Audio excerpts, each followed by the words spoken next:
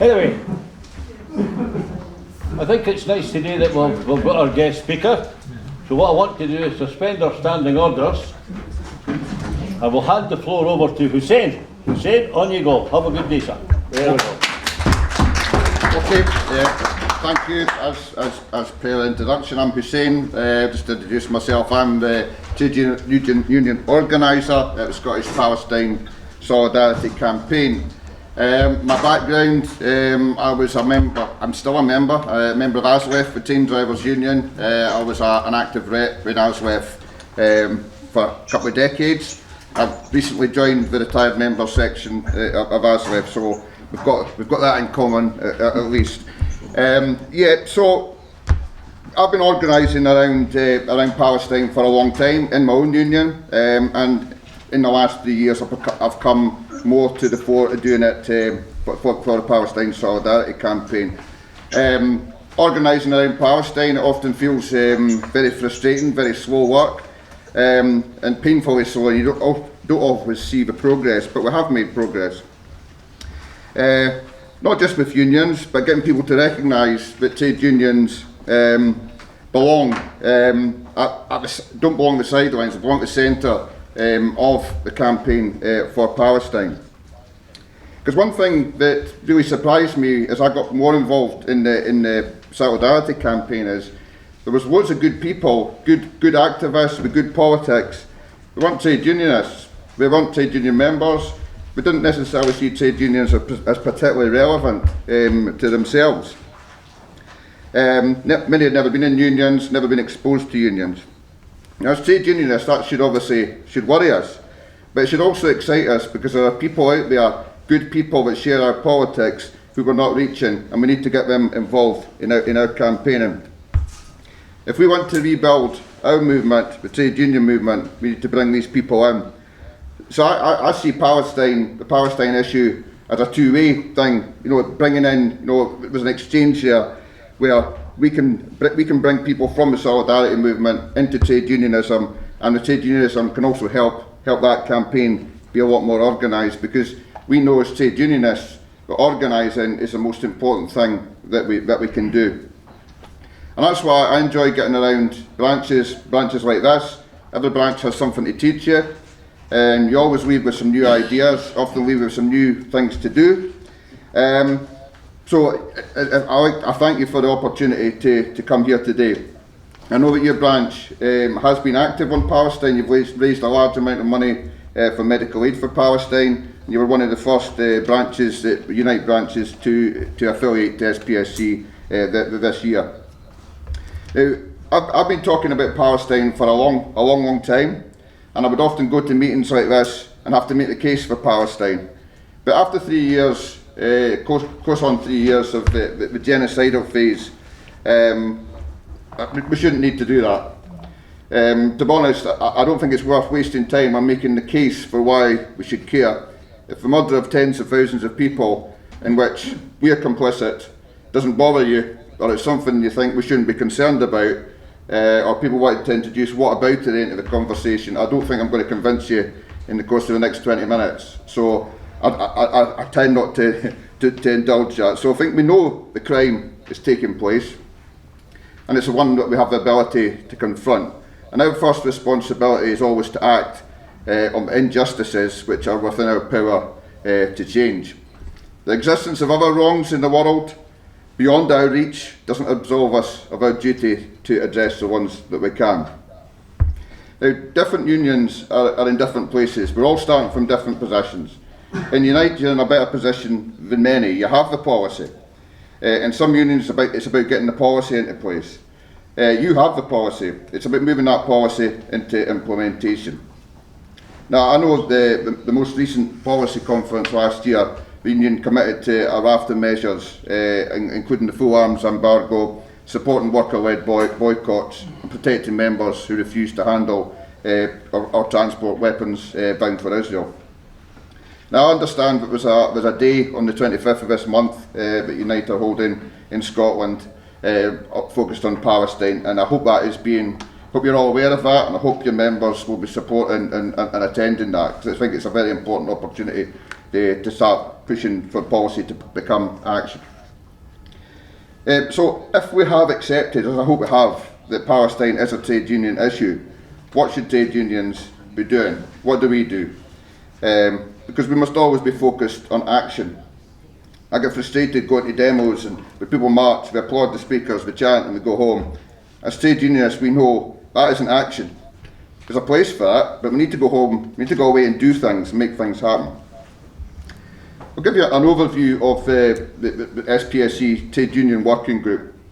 It was established to strengthen the links between the solidarity movement, trade union movement, and help turn that solidarity into organised action. Identifying people in all the unions who are committed to being active for Palestine and linking them together. Because there's often people in the same union, but they aren't aware of people in different branches in the same city who share the same ideas as them and want to be doing stuff. So we need to be bringing people together. Ultimately, our aim's simple. It's to build stronger, more organised trade union response to the genocide, and recognising that workers have a unique collective power to challenge injustice, as we have always done. We've built international links. We've brought over international speakers to Scotland. Brought Mary Manning from the Dunnes Stores Workers strike, who I'm sure you should be familiar with. Brought her to Glasgow to speak. We brought Eric Helgeson, Swedish Dock Workers Vice Chair, on a speaking tour to Scotland earlier this year, to learn from their experiences of what they've done in the workplace. Mary Manning's case for South Africa, Eric Helgeson in the case of the dock workers' blockade of weaponry bound for Israel. We've also got direct links with Palestinian trade unionists on the ground in the West Bank, grassroots trade unionists, and we've forged good, strong links with the Boycott National Committee trade union organiser, who I've got a call with again tomorrow. So we've been making progress, but it's slow progress, and we know that we always want things to move faster. Within the Solidarity campaign, we try to ensure that workers are at the heart of all our campaigns, so that when people are outside Barclays branch protesting, for example, they recognise that the staff inside aren't the enemy, they're workers, they're potential allies. The same goes for supermarkets, and the same goes for arms factories. When people are outside arms factories, we shouldn't be shouting shame on the workers. They're workers who don't get any choice in how their skills are used. We should be supporting them and forging links with those workers. And we've done that, and we've done that with some success. External protest outside workplaces can be legitimate as long as it's done in the right way. But when workers inside those workplaces get organised, that's when we can become really powerful, and that's what we need to build. We know we're a long way away from that in this country. Some countries are way ahead of us. In Italy, there's been industrial disputes over Palestine, there's been walkout strikes, etc. There's no reason why we can't build to be much more effective.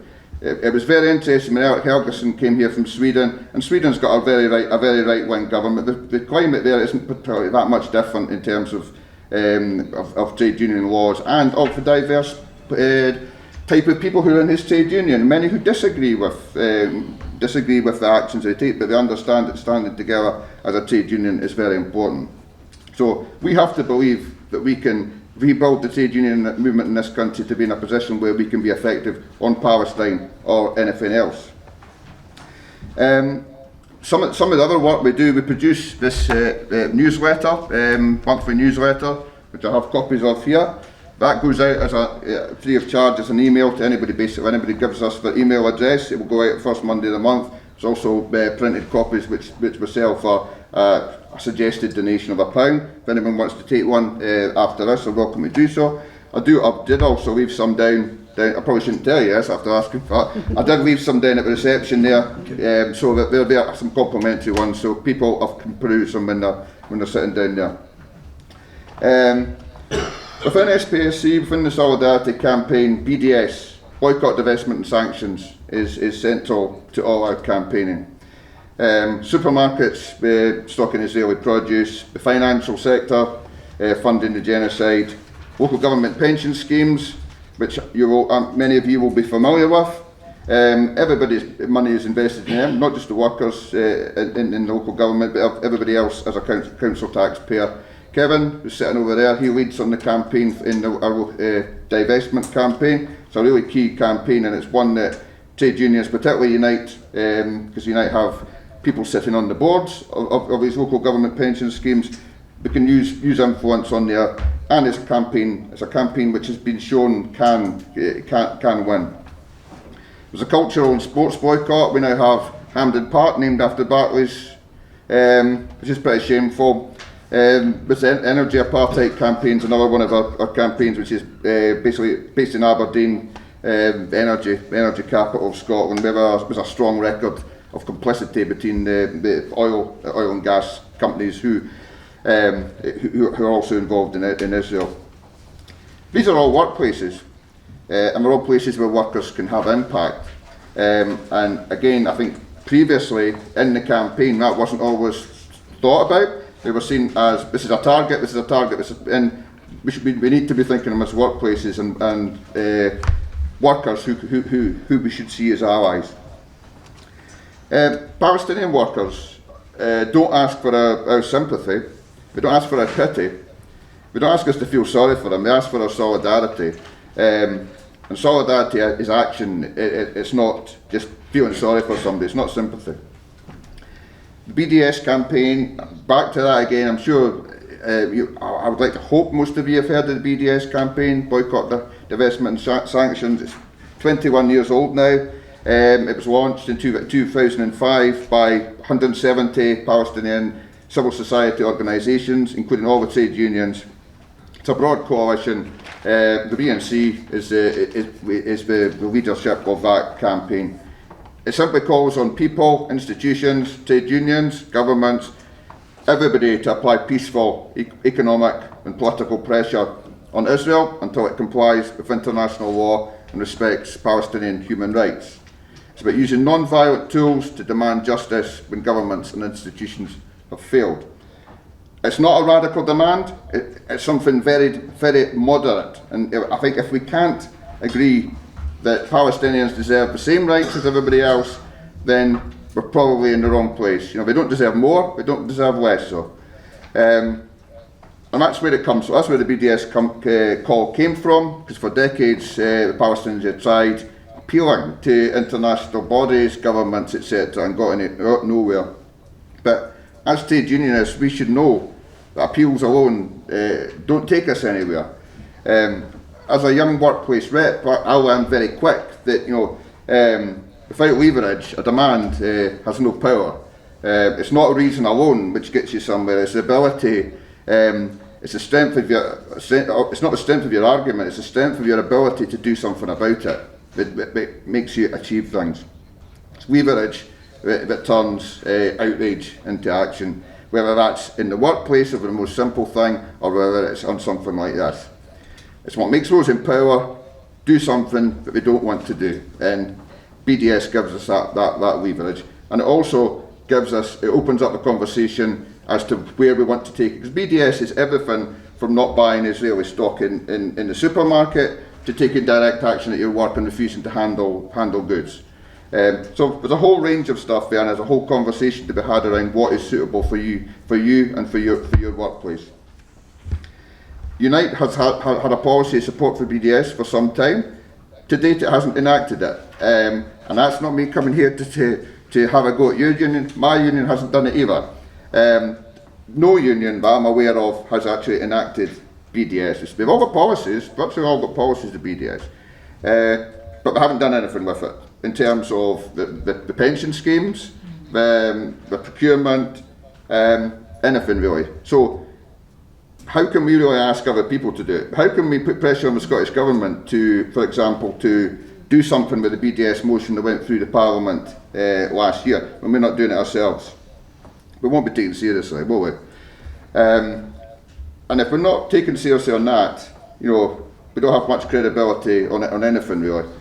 The next part I'm going to talk about that's part of the BDS campaign is Apartheid-Free Zones initiative, which is tied to the BDS. It's come from the Boycott National Committee, and it's essentially a public declaration but you're enacting BDS. It's nothing more, nothing less. There was a recognition from the BNC that winning the argument for Palestinian rights isn't difficult in progressive spaces, but also that solidarity is largely passive.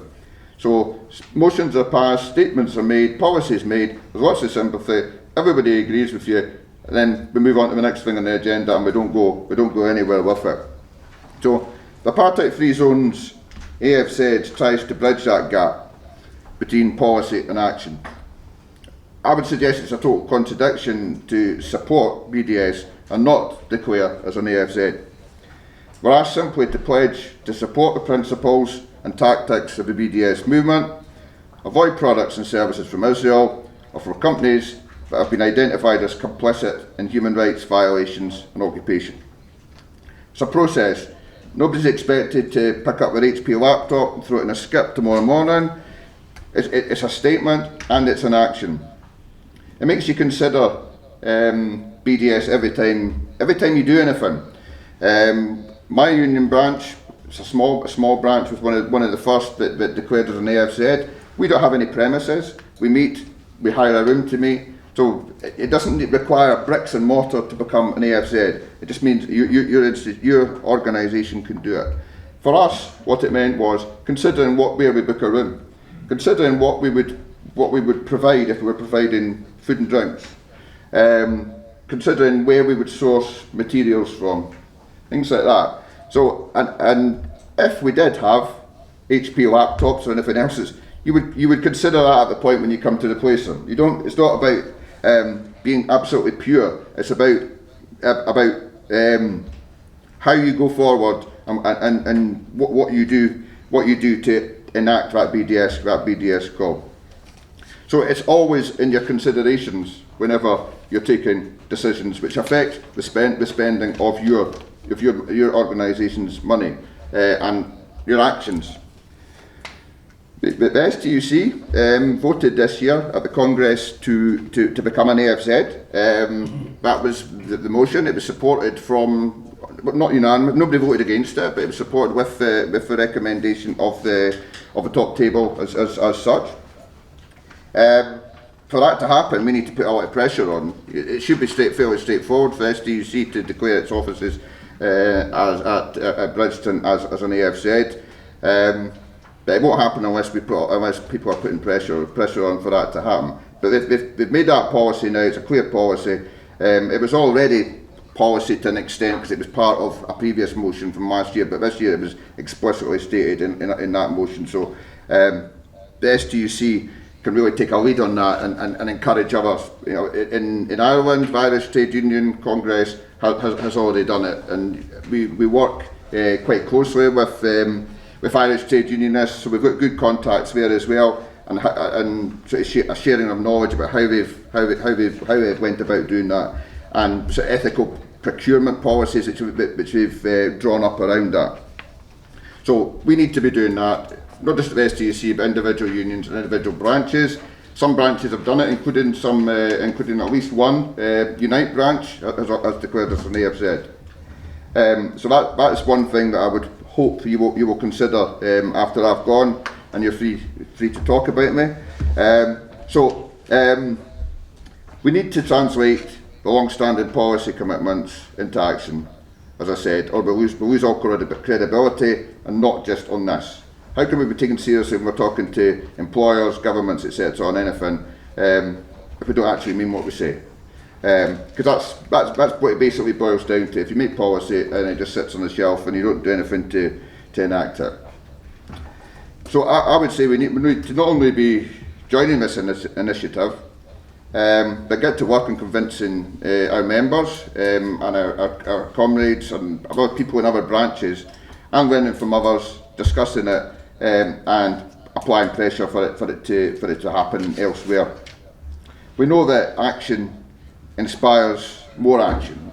Unite Edinburgh Community Branch, they were one of the first to declare as an AFZ. They are now calling for the Palestinian flag to be flown outside the Unite office in York Place in Edinburgh. I didn't notice a flagpole outside here. I did have a look to see if there was a flagpole. But that's the sort of thing where, it's largely symbolic, but it's making a statement that but normalises that activism for Palestine. And I think when you see other people doing things, when I was active before I retired, when I was more active in my union, I was always looking at what other people were doing and think, well, if they're doing that, if they're doing something I'm not doing and it's good, why am I not doing it? And I want to do it better than them. And I think we should always be looking to learn from each other. I always like to finish with 3 asks. Ask people to do something today, because some of the stuff I've talked about is you can't do it today, but you can build and work towards it. But there are things you can be doing today. You've already affiliated your branch, the SPSC. That's just a start. You think about doing joint events, doing stuff together, how we can support you. And as individuals, it'd be great if you were to join the campaign, get active in the campaign, write a short piece for the newsletter. We're always looking for new trade unions, but to write something for that. As individuals, again, join our trade union network. To join the trade union network, you basically give us your email address, and you receive a newsletter and other stuff. And where you go with that in terms of how involved you get, that's up to yourselves. I'd love to get more people involved and get more people into the working group which drives that piece of work. But the big one is for me, that I would appeal to you to consider today, or consider it as soon as you can, is to become an apartheid-free zone. I don't have any of the cards with me, which tells you all a bit of information about it, but it's all on the website. If you just search apartheid-free zone Scotland, you'll get all the information on there. There's a map on there that shows all the organisations, small businesses, etc., which have signed up to that, because it's anybody who's got an organisation or a premises, or there's singers on there, there's performers, there's artists on it, but they're all mapped on there, and the Scottish map will be integrated into the global map, which is held by the BNC, Boycott National Committee. And as this grows, more people do it, and that's the nature of pretty much anything. When you're getting the first people to do something is always a bit of a challenge. Once you make that breakthrough, you get about a cluster of people doing it, you get more people doing it. And I'd like to hope that your branch will be one of the ones who would take that step. So I'm very happy to take any questions or have any discussion. As I say, I like to learn things when I go and speak to other people. It's not about you listening to me, it's the stuff I want to be able to take away as well. So thank you for your time.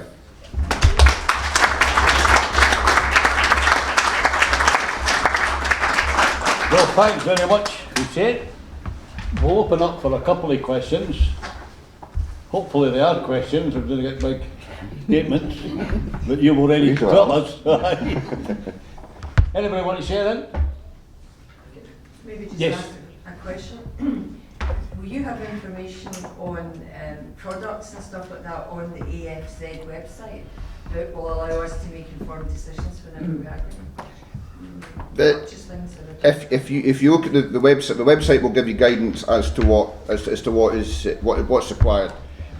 In terms of the products, it's a key product. So unfortunately, well, the world we live in, there's very good global capitalist businesses that we should be switching to.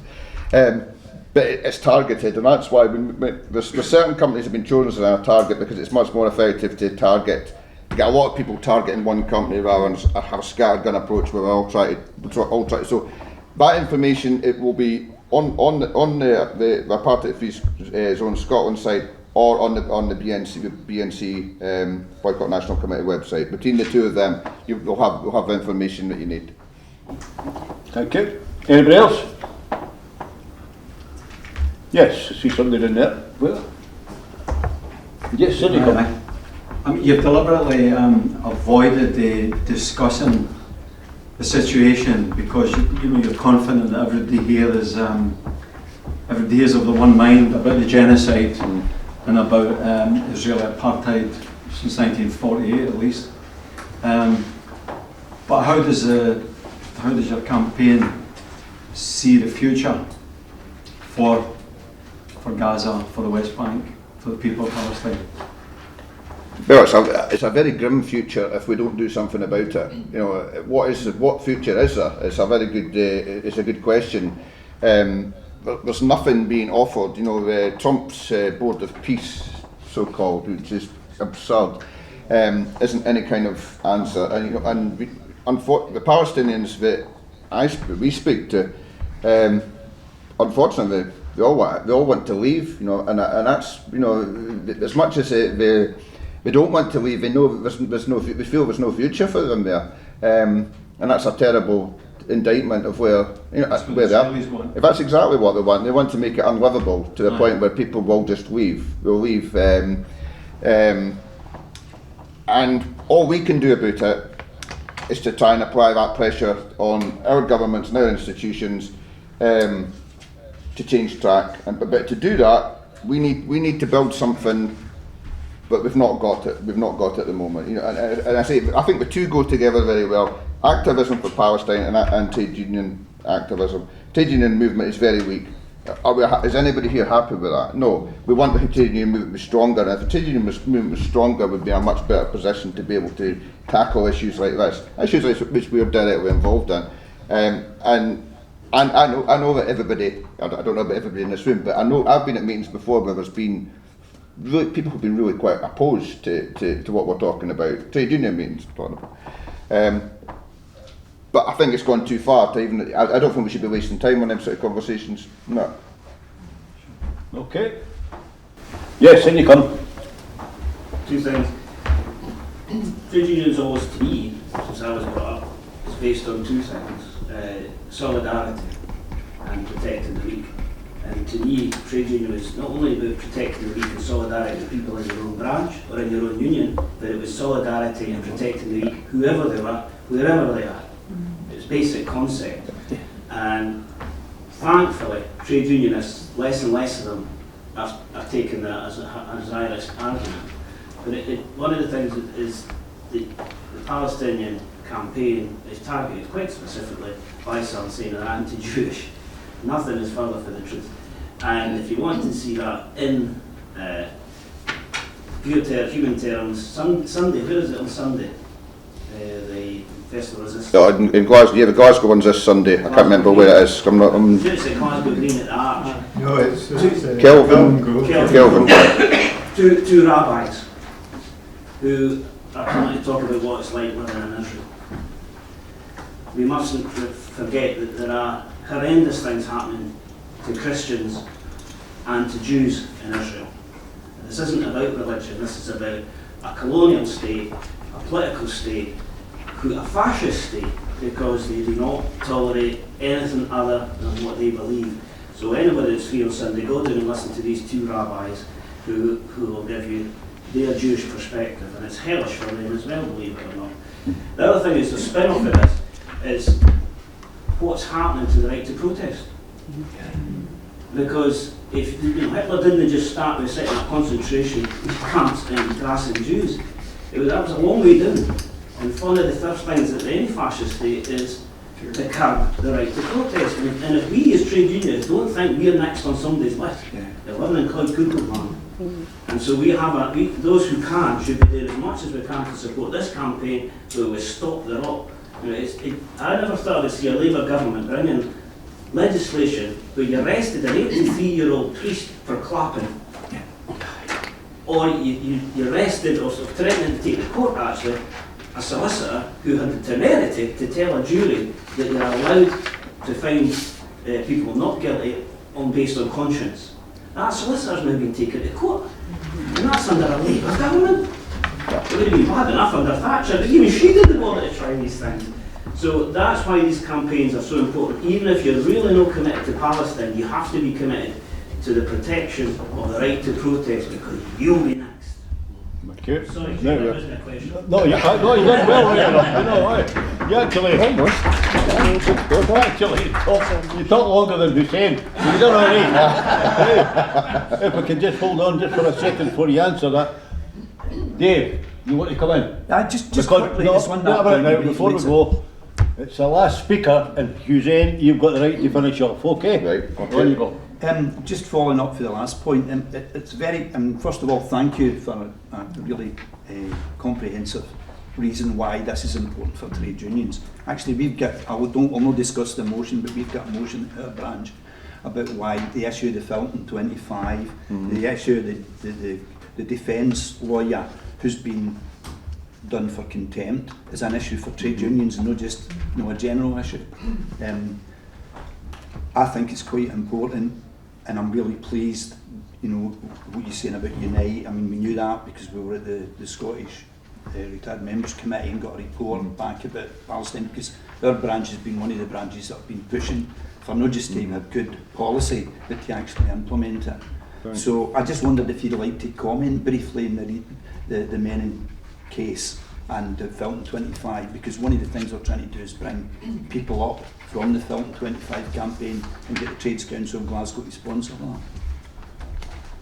Yeah, on the Felton 25, and it's absolutely scandalous what's happened, and the fact that it's been targeted at Palestine activists means that a lot of people aren't paying attention to it.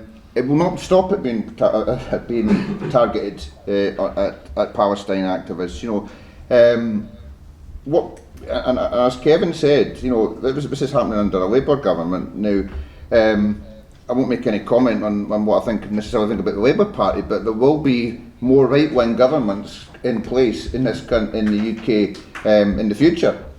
So if this is happening under a Labour government, what would Nigel Farage or whoever it happens to be from the Tories do to accelerate that further? Because it's not, things don't just stop where they are. If we're going down that road, then it goes further unless it's stopped. And it's up to us to try and stop. But I think that'd be a great idea, getting some of them activists up here. And I think that's something I would like to hope that we would certainly support. We could support around. And get it to a wider audience, because trade unionists should be up in arms. We should be terrified by what's going on, whether it's with that or with the terrorism charges against people for wearing T-shirts. We've got several members who have been going backwards and forwards through the courts for wearing T-shirts that say genocide in Palestine, time to take action. That they've all been arrested and charged for that. Nobody's been prosecuted yet, but they've been backwards and forwards, several appearances in court over it, because I think the fiscals are embarrassed about having to do it, and they don't really want to push it, but they're going to have to at some point. That's an attack on individual rights, and it's also an attack on our rights, collective rights as trade unionists. We can't expect to get away but that's sort of legislation coming in, and it's not going to directly be used against us. Just on as Kevin said, protect solidarity. The weak. If we don't believe in that, then we're in the wrong place. We've got to believe. That's, otherwise we would just have a union. Not just even. You would just care about your own workplace. You wouldn't even care about the one down the road who does the same thing as you. We don't think in them sort of narrow ways. Otherwise, it would just be about terms and conditions in your particular workplace. Israel, it's nothing to do with religion. I spoke at North Lanarkshire No Passaran Committee commemoration for the International Brigade volunteers just a couple of weeks ago, and I spoke about the volunteers from Palestine. Most of the volunteers who joined the international brigades from Palestine were Jewish. Overwhelmingly were Jewish, was Arabs as well, but that was in the 1930s. They were Palestinians. They were Palestinian Jews, and you didn't. The people who lived in Palestine were just Palestinians. It's only since the settlement from Europe and Zionism that division, extreme division has come about. So it's not about. It's never been about religion. And you'll get people say, "Oh, well, we've always been fighting each other." They haven't. You haven't. They were generally lived together. Jewish people and Christians and Muslims lived together much more peacefully there than they ever did in Europe, where millions and millions were slaughtered. I think I've covered everything, but. You've done very I well. could talk all day, as you can probably guess, but Unfortunately, we have to be here for 7 o'clock. Anyway, I want to thank you, Hussein, because I thoroughly enjoyed listening to you, and the comments were good. thank So you. Thank you hopefully, for having me. Thank you. We're going to for it, we'll come back. Thank you. Thank you.